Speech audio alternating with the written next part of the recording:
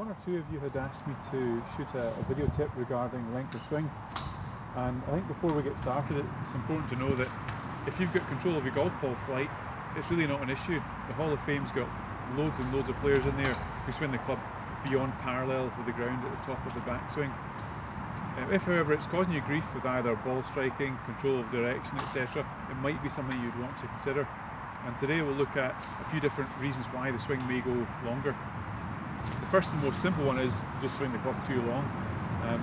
And if that is the case, sometimes the sequence can get a little bit out as well in the downswing.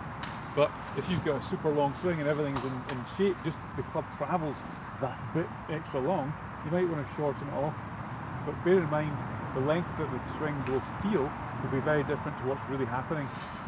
If you try and actually stop bang on at the top, that's where the slowing down process will begin. You'll end up swinging way longer than you realise.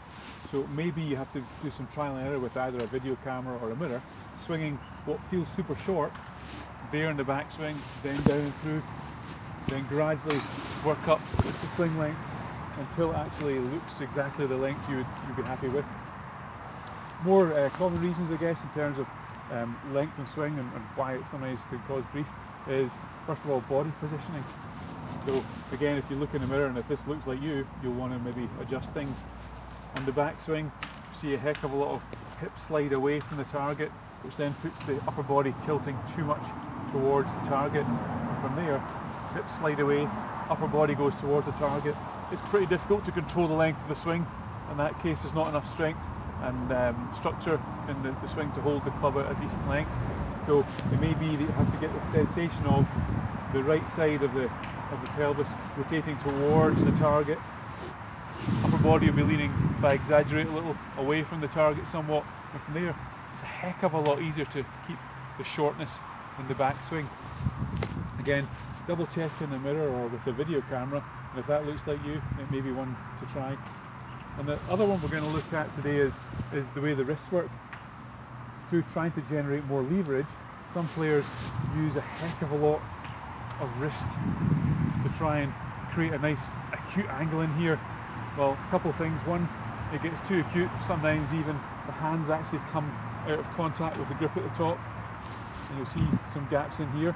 But also what happens, and particularly if you're a slicer, if you really go and try and hinge the wrist too much, it'll actually get too much cupped this way as well, which, as you can see there, really starts to make the club face go a little twisted as well. You see the club face start to twist round underneath the shaft here, and you can see how acute that angle is there.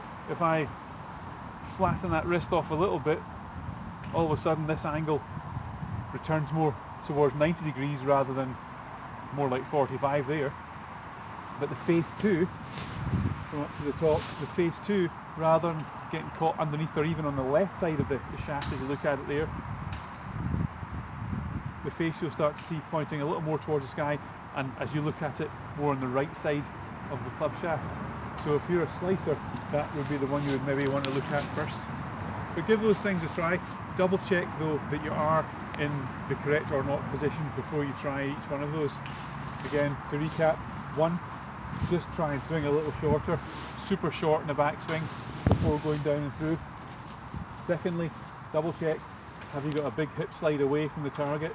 If so, upper body may well fall towards the target and start having less strength to control the length of swing. And thirdly, how much wrist action do you have? Have you got a huge amount of wrist action at a very acute angle, and then the wrist starts to twist and the face follows suit, which would be more prone to be causing some slice shots. So double check which one you fall into and give it a shot.